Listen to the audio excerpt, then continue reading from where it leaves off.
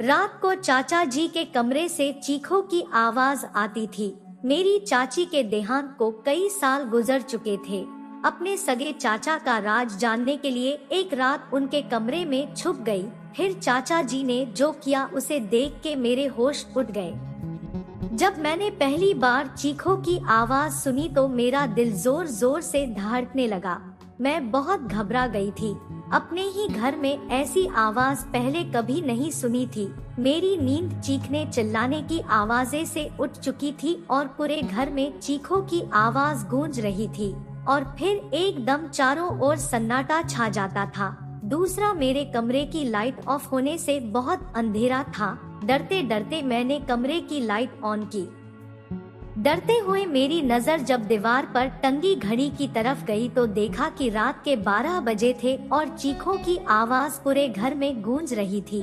मैं अपने पापा को उठाना चाहती थी जो मेरे बगल वाले बिस्तर पर सो रहे थे और उनको उन चीखों के बारे में बताना चाहती थी, मगर पापा शायद गहरी नींद में सो रहे थे। मैं और पापा मेरे चाचा अशोक के घर कई साले के बाद आए थे।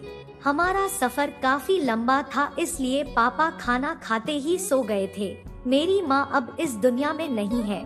मेरे पापा और चाचा दोनों सगे भाई हैं। जब मैं बहुत छोटी थी तब मेरे दादा और दादी का स्वर्गवास हो गया था। मेरे चाचा ने काफी बड़ा मकान बना लिया था। जब मैं छोटी थी तो मुझे याद है हमारा छोटा सा घर होता था।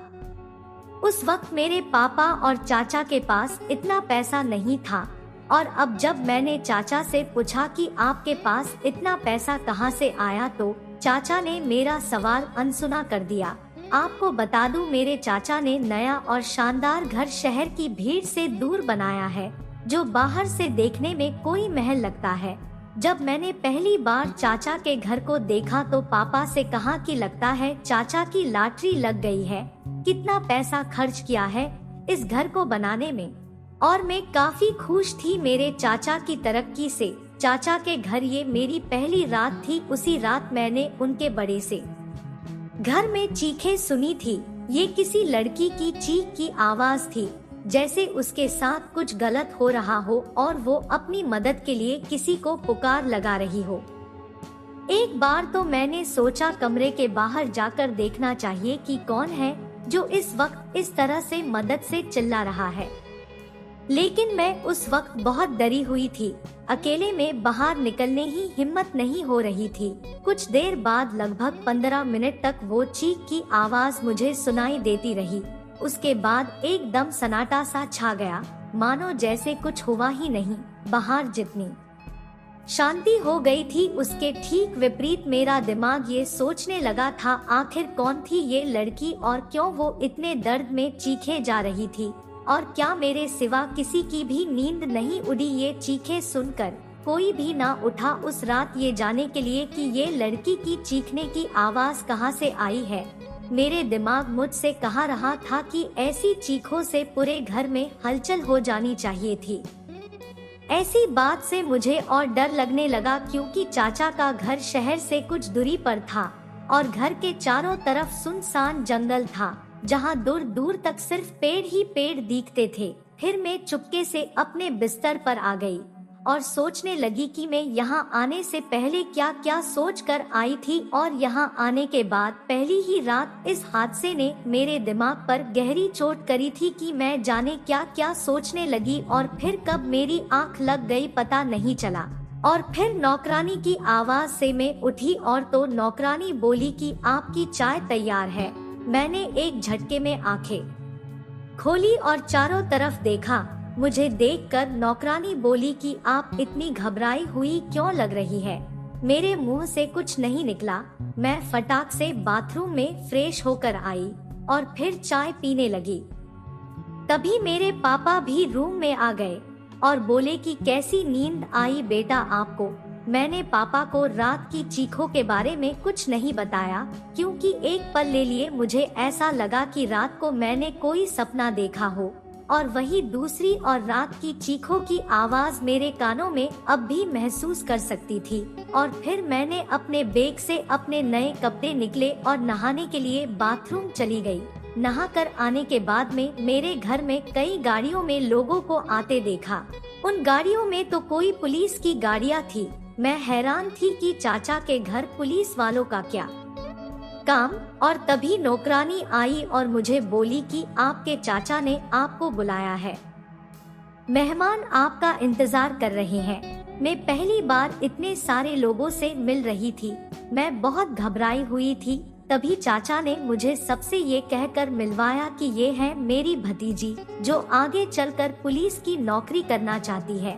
तभी एक अंकल जो पुलिस की वर्दी में थे मेरे पास आए, मुझे आशीर्वाद दिया। मैंने सभी मेहमानों को नमस्ते किया और सभी लोगों के पैर छूते छूते मेरी कमर में दर्द होने लगा। मैं तभी भागते हुए अपने कमरे में आई और बेड पर लेट गई। और तभी पापा मेरा पास आए और बोले, बेटी यहाँ अकेला क्या कर रही हो, वहाँ मेहमानों के बीच में बैठो।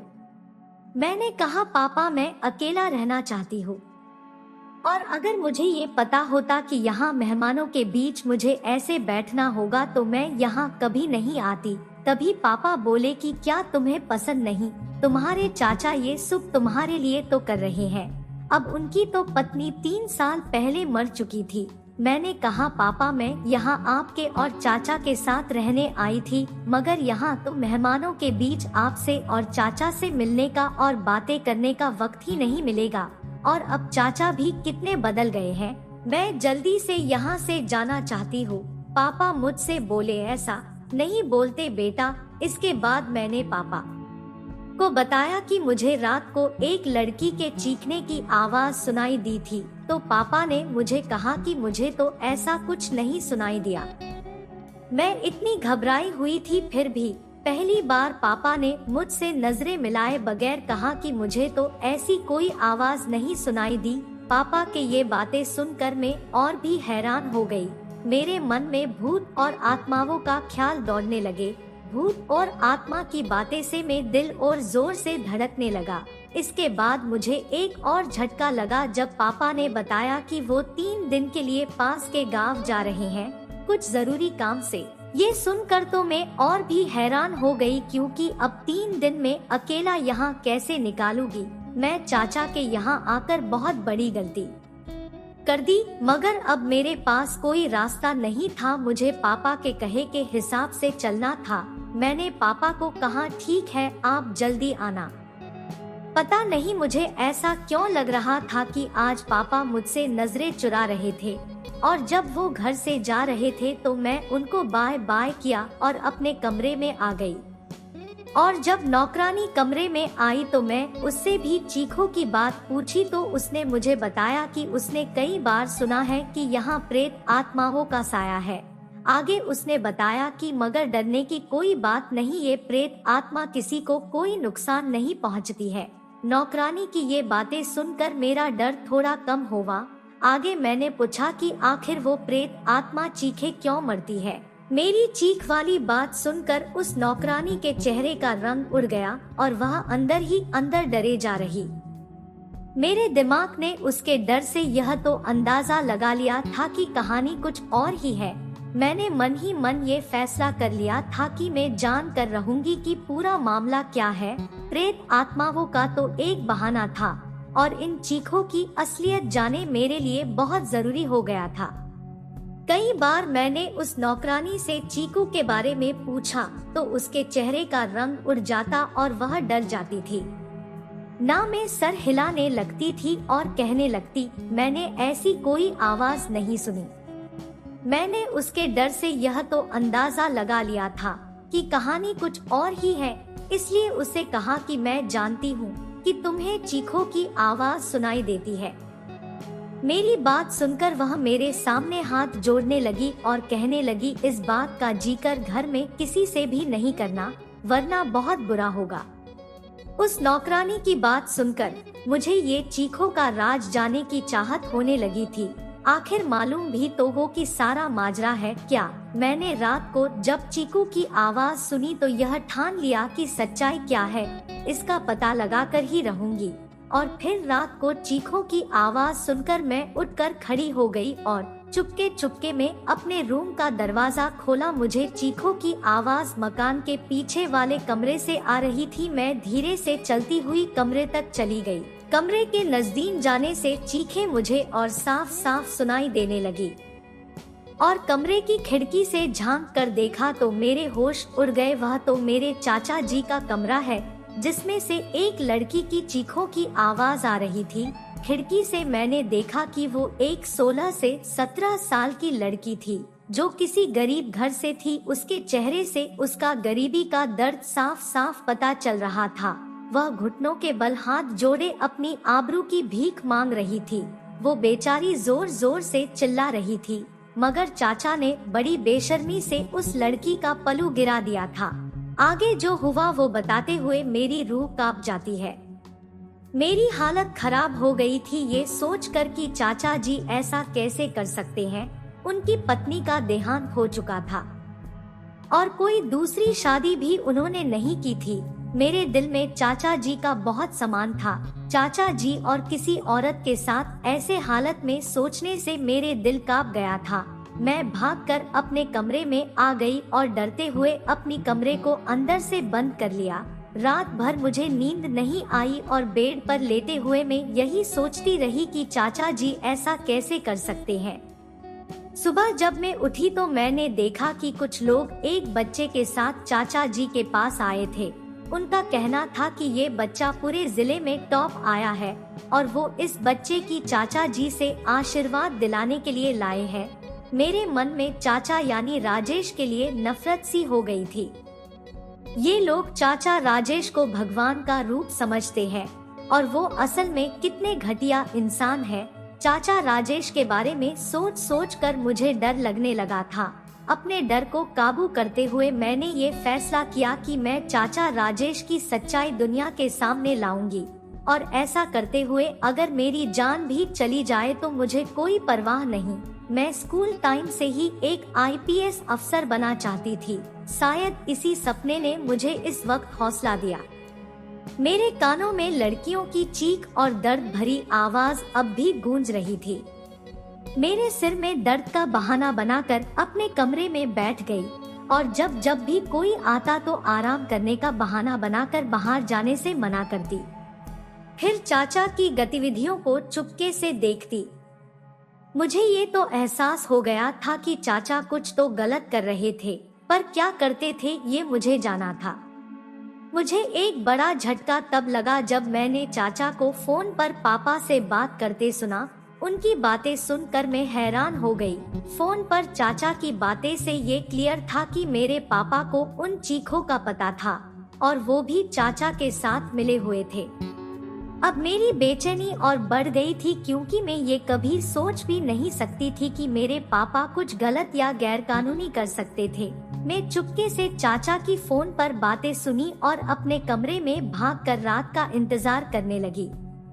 रात होते ही मैं मेरे चाचा यानी राजेश के कमरे के बाहर खिड़की के पास खड़ी हो गई। कमरे को किसी दूल्हे के कमरे की तरह सजाया हुआ था। मैं वही कोने में छिप हुई थी कि रात को लगभग 11 बजे चाचा राजेश अपने कमरे में आया और बेड के नजदीक सोफे पर बैठ गया। कुछ देर के बाद घर की नौकरानी शराब की बोतल लेकर आई और सामने टेबल पर रख गई। मैं ये सब देखकर काफी हैरान थी। आखिर ये हो क्या रहा है।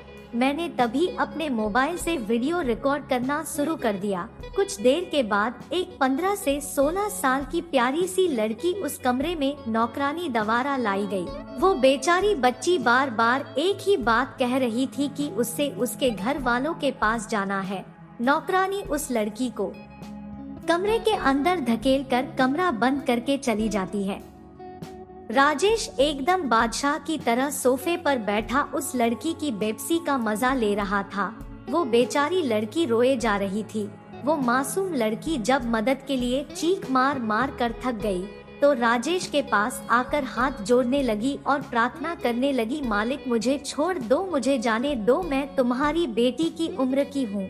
मेरी बूढ़ी माँ मेरा इंतजार कर रही है। मुझ पर तरस खाओ। उस मासूम लड़की की बातों का कोई असर राजेश पर नहीं हो रहा था और फिर राजेश ने एक कर उसे लड़की के कपड़े उतरने शुरू कर दिए। वो लड़की चीखे जा रही थी और तभी मेरा पैर एक गमले पर लगा और चाचा राजेश ने मुझे वीडियो बनाते देख लिया और मैं वहां से मोबाइल बंद कर भागी।